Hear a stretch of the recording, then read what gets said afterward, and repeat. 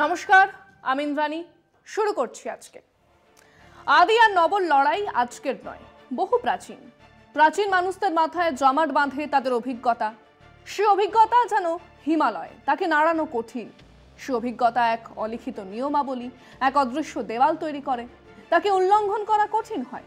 অন্যদিকে নবীনের দল, হারে রে রে রে রে আমায় ছেড়ে দে রে দে রে, যেমন ছাড়া বনের পাখি মনের আনন্দে রে। তারা নিয়ম মানে না, বাধা মানে না। তার মাথায় ঘোরে সেই অমোঘ প্রশ্ন, কেন রে বিধাতা পাষাণ হেন, চারিদিকে তার বাঁধন কেন?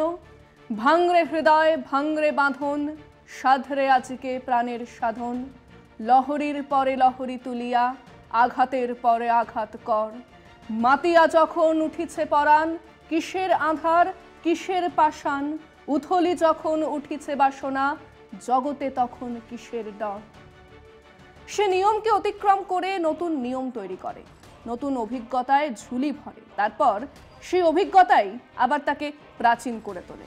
একে অন্যের পরিপূরক হলো নবীন আর প্রবীণের আদি আর নবর লড়াই আজকের নয়, যুগ যুগ ধরে চলে এসেছে। রাজনীতিতে তো তা এক বিরাট আকার ধারণ করে। ভারতবর্ষের সেই স্বাধীনতা আন্দোলনের দিকেই তাকান না, এমনকি গান্ধী নেহরুর মধ্যেও এই দ্বন্দ্ব ছিল। দেশ স্বাধীন হবার পরে অবশ্য প্রবীণ স্বাধীনতা সংগ্রামীদের হাতেই যায় শাসনের ভার।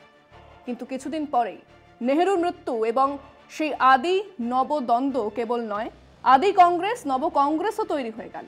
একদিকে প্রবীণ পক্ষকেশ নেতাদের দল, অন্যদিকে এক গুঙ্গি গুড়িয়া ক্রমশ ইন্দিরা হয়ে উঠছেন।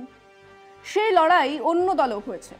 সমাজবাদী দলের রাশ ছিনিয়ে নিয়েছেন অখিলেশ, লালু জেলে, হাল ধরেছেন তেজস্বী, আডবাণী, যোশী, উমা ভারতীরা গেছেন অস্তাচলে। এনটি রামারাওকে বসিয়ে রেখেই চেয়ার দখল করেছেন চন্দ্রবাবু নাইডু। স্টালিন করুণানিধি থাকাকালীনই রাশ নিজের হাতে নিয়েছিলেন। এরকম বহু উদাহরণ আছে। আমাদের বাংলাতেও কি নতুন করে আদি নবর দ্বন্দ্ব শুরু হলো? সেটাই আমাদের বিষয় আজকে। তৃণমূল আদি, তৃণমূল নব এবং তাদের বিভিন্ন গল্পগাছা। আদি বনাম নব্য, অন্যভাবে বলা চলে প্রবীণ ও নবীনদের চিরাচরিত বিরোধ। সমাজের সর্বস্তরেই এই বিরোধ আবহমান কাল ধরে চলে আসছে। রাজনৈতিক দলের অন্দরেও এই দ্বন্দ্ব কথাটাই স্বাভাবিক। বর্তমানে রাজ্যের শাসক দলেও মাথাচাড়া দিয়েছে নবীন প্রবীণ সংঘাত। সংগঠনের অন্দরমহলে প্রচ্ছন্ন থাকা সে বিরোধ সম্প্রতি জনসমক্ষে প্রকট হওয়ায় প্রত্যাশিত কারণেই আলোড়ন পড়েছে রাজ্য রাজনীতিতে। 1998 সালে প্রথম দিনে আনুষ্ঠানিকভাবে তৃণমূলের জন্ম হয়। জাতীয় কংগ্রেস থেকে বাম বিরোধিতার একমাত্র এজেন্ডা পুঁজি করে কংগ্রেস থেকে বেরিয়ে এসে বস্তুত একক নেতৃত্বে আলাদা দল তৃণমূল কংগ্রেস গড়ে তোলেন মমতা বন্দ্যোপাধ্যায়।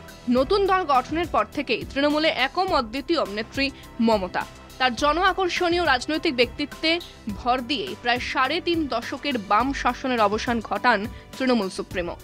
একাধিকবার কেন্দ্রের জোট সরকারে যোগ দিয়ে মন্ত্রী ও 2011 সাল থেকে একটানা মুখ্যমন্ত্রীর দায়িত্ব সামলালেও সংগঠনের রাশ বরাবরই তার হাতে। 2019 সালের পর থেকেই দলে তার উত্তরসূরি মমতা নিজেই স্থির করে দেন ডায়মন্ড হারবারের সাংসদ অভিষেক বন্দ্যোপাধ্যায়কে। ঘটনাচক্রে মুখ্যমন্ত্রী ভাইপো অভিষেকের দ্রুত উত্থান পর্ব থেকেই তৃণমূলের সংগঠনে দ্বিতীয় ক্ষমতা কেন্দ্রে গড়ে ওঠার সূত্রপাত। ইতিমধ্যে তৃণমূলের প্রধান প্রতিপক্ষ বাম থেকে বদলে হয়েছে বিজেপি, কিন্তু তাতেও তৃণমূলের ক্রমবর্ধমান জনপ্রিয়তায় ভাঁটা পড়েনি, যার একমাত্র কারণ জনসমাজে মমতার বিশ্বাসযোগ্যতা। সাংগঠনিক এই বৃদ্ধিতে স্বাভাবিক কারণেই তারুণ্যের অবদান সর্বাধিক, যাদের আকর্ষণে কেন্দ্র একমাত্র মমতা, অন্য কেউ নন। মুখ্যমন্ত্রীকে মাথার ওপর রেখে অভিষেকের নেতৃত্ব ক্রমে সংগঠনে নিজস্ব পরিসর তৈরি করে ফেলে। সেই তরুণ প্রজন্মের মধ্যে অভিষেকের ব্যক্তিগত প্রভাব বাড়তেই সাবেক তৃণমূলীদের একাংশের সঙ্গে দূরত্ব তৈরি হয়। দলের 27তম প্রতিষ্ঠা দিবসে তা প্রকাশ্যে এসে পড়ে। আপাতভাবে সেই বিরোধে আড়াআড়িভাবে তৃণমূল বিভাজিত বলে মনে হতে পারে, কিন্তু এখনো রাজ্যে তো বটেই, জাতীয় স্তরেও মমতার তৃণমূল এক ও অভিন্ন, এবং সেটা সব বিতর্কের ঊর্ধ্বে। তাই ওই বিভাজনের জল্পনার কোনো বস্তুগত উপাদান আছে কিনা তার জবাব ভবিষ্যতের গর্ভে। তৃণমূলে এক বিরাট সময় ধরে আদি নব এসব নিয়ে কোনো বাওয়াল ছিল না, কারণ পুরোটাই ছিল মমতা বন্দ্যোপাধ্যায়। পোস্ট একটা, বাকি সব ল্যাম্পপোস্ট। আমি বলছি না, প্রবীণ তৃণমূল নেতারা এই কথা অনায়াসে বলতেন, কিন্তু অভিষেক বন্দ্যোপাধ্যায়ের উত্থানের পর থেকে একটাই পোস্ট, এটা বলা বন্ধ হয়েছে। সেখানেও একটা ক্ষমতা কেন্দ্র তৈরি হয়েছে। দলের এক অংশ সেদিকে ভিড় জমিয়েছেন। বলা বাহুল্য এনারা বয়সে তরুণ, টিম অভিষেক বললে ভুল হবে না। অন্যদিকে এতদিন মমতার অনুগত কিন্তু সিনিয়র নেতারা কোন দুঃখে অভিষেক শিবিরে যাবেন, বা বলা ভালো অভিষেক বন্দ্যোপাধ্যায় জিন্দাবাদ বলে হাঁক দেবেন? পুরনো কিন্তু বয়সে অপেক্ষাকৃত নবীনেরা কিন্তু সেই হাঁক দিতে দ্বিধাবোধ করছেন না, এবং তার সাথে অভিষেক এক অন্য পথে দলকে নিয়ে যেতে চান। কিছু শিক্ষিত মানুষ আসুক, কর্পোরেট ধাঁচের এক কাঠামো তৈরি হোক, research team, social media team থাকুক, ওই আইপ্যাক ইত্যাদিও অভিষেক বন্দ্যোপাধ্যায় বা নব তৃণমূলের বেশি পছন্দ। হুড়মুড় করে চোরচোরটা অশিক্ষিত কিন্তু বহুদিনের খুঁটিকে বাদ দিয়ে আপাত সৎ শিক্ষিত এক কাঠামো হোক। দলের জন্য টাকা লাগবে, তা আনার ব্যবস্থা হবে, কিন্তু বালি চুরি, কয়লা চুরি বা গরু পাচার করে নয়, এমন একটা কথা ভাসিয়ে দেওয়া হয়েছে। এ এক ধরনের শুদ্ধিকরণও বটে। আবার দলের কিছু লোকের বিভিন্ন ক্ষেত্রে তোলাবাজি, অন্য দলের মানুষদের নির্বাচনে নমিনেশন দিতে না দেওয়াও এসব নিয়ে অভিষেক বন্দ্যোপাধ্যায় সরব। ওদিকে প্রাচীনপন্থীরা এসব তো আগের জমানা থেকে ইনহেরিট করেছেন। উত্তরাধিকার সূত্রে পাওয়া তোলাবাজি, অগণতান্ত্রিক কাজকর্মে তাদের দক্ষতা বরং বেড়েছে। এই দুই ধারণার দ্বন্দ্ব লেগেছে। প্রবীণেরা মনে করছেন চ্যাংড়া ছেলে কত ধানে কত চাল চেনে না, ভোটে হারাবে। নবীনেরা মনে করছে রাজনীতির কাঠামোটাকে পাল্টাতে হবে, কিন্তু রাজনীতি করার উদ্দেশ্য কি তারা পাল্টাতে পারবে? দু পয়সা কামাই না হলে পলিটিক্স করব কেন, এই প্রশ্ন কি উঠবে না? যদি পঞ্চায়েত প্রধান হবার জন্য 10 লাখ টাকা খরচা করতে হয়, তাহলে 2-3 কোটি রোজগার তো করতে হবে। এর বিপরীতে যে আদর্শ, তা কি অভিষেক দিতে পেরেছেন?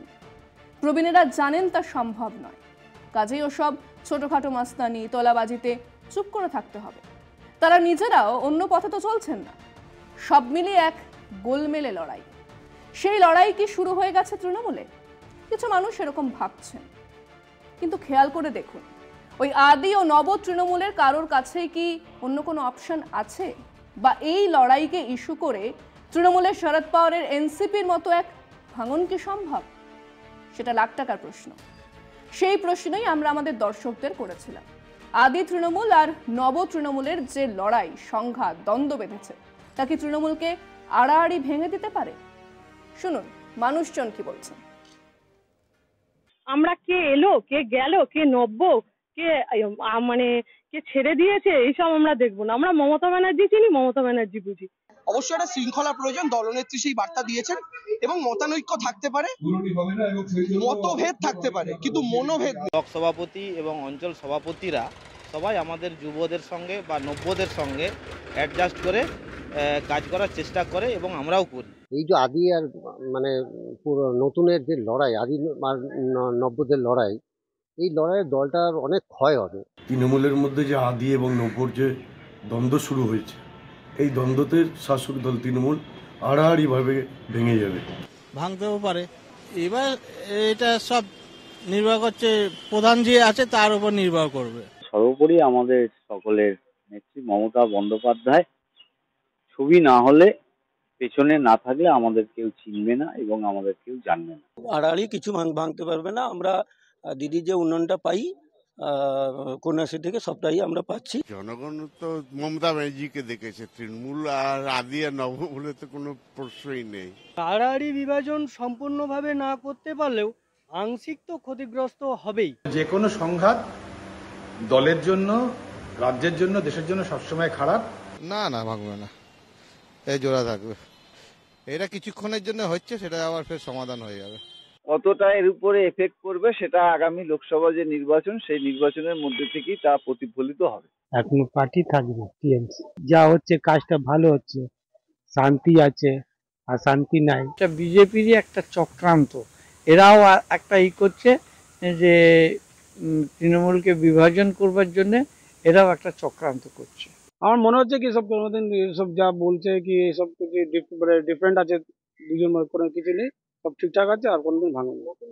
অ্যাকচুয়ালি তৃণমূল সম্বন্ধে কোনো কথাই বলতে চায় না, এই কারণেই বলতে চায় না যে পার্টিকুলারলি মানে ইয়াং জেনারেশনের কাছে তৃণমূলের কোনো মানে কোনো কিছু দিতে পারবে না তৃণমূল। দেখবেন লোকসভা ভোটের আগে তৃণমূল 42-এ 40টা পাচ্ছে, বিজেপি সেই শূন্যই নেমে যাবে। আদি আর নব্য আমাদের বিধানসভা তেমন কিছু নেই, আমরা বলবো কি করে? যে পার্টি গ্রাসরুট থেকে তৈরি হয় সেই পার্টি কোনোদিন ভাঙবে না, আর মমতা ব্যানার্জি একে নিজে ভাবে ঠিক করে নেবে।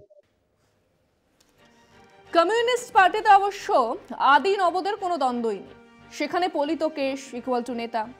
একমুখ কালো দাড়ি ঝাঁকড়া চুল নিয়ে যারা ক্ষমতা দখল করলেন, হয় তারা মারা গেলেন বা তারা ক্ষমতা থেকে যখন সরলেন তখন প্রতিটা চুল পেকেছে। আসনে বসে থাকার মতো অবস্থাও নেই। সেখানে নবীন প্রবীণের লড়াই হয় না। এক গোষ্ঠী প্রবীণের নেতৃত্বে প্রবীণ নবীন দল অন্য গোষ্ঠীর প্রবীণ ও নবীনদের সঙ্গে লড়ে যেতে থাকে। তার এক গালভরা নামও আছে, ইনার পার্টি স্ট্রাগল। খুব কম বয়সেই নবীন অবস্থাতেই কমিউনিস্ট পার্টির ক্ষমতায় এসেছেন এমন একজনের নামই আপাতত মনে পড়ছে। সিপিআইএমএল লিবারেশনের সাধারণ সম্পাদক বিনোদ মিশ্র মারা যাবার পরে ৩৮ বছর বয়সে দীপঙ্কর ভট্টাচার্য দলের হাল ধরেন। তবে আরে বহরে এই দল এত ছোট যে এই ব্যতিক্রম কমিউনিস্ট পার্টিতে ব্যতিক্রমই থেকে গেছে। ৬৫ বছর বয়সে মোহাম্মদ সেলিম সিপিএম এর রাজ্য সম্পাদক হয়েছেন।